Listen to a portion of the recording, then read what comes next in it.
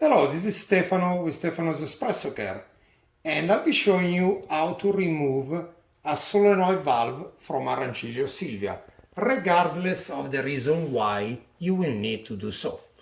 After you remove the front panel, which is accessed by these two screws, you will loosen the drain extension, which I've previously done so just to make it a little quicker.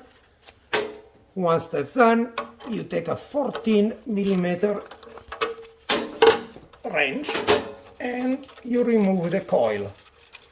For this particular inspection or steps, you could potentially leave the wires connected to the coil and just remove the coil like so.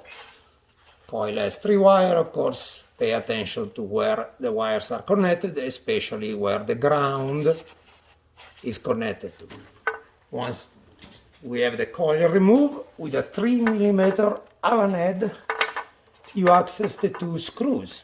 Rancilio notoriously uses only 2 screws instead of 4, as you see in many other machine and configuration. And again, this is previously loosened, so you could see it a little faster in the video.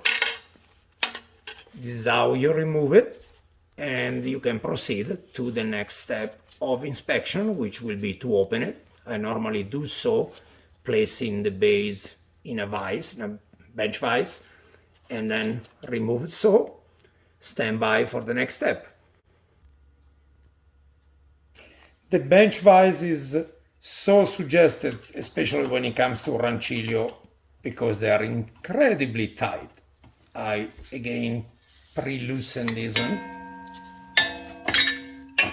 and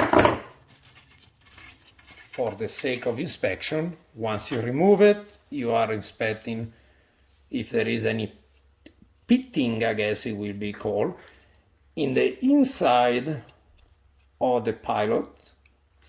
Then of course coffee residues, the spring that is in one piece, no broken, the ruby seat that is not dented or has issue, and then of course you inspect the nipple where the seat will sit on, and generally inspect how clean or in what condition the solenoid valve is. Act accordingly, and thanks for watching.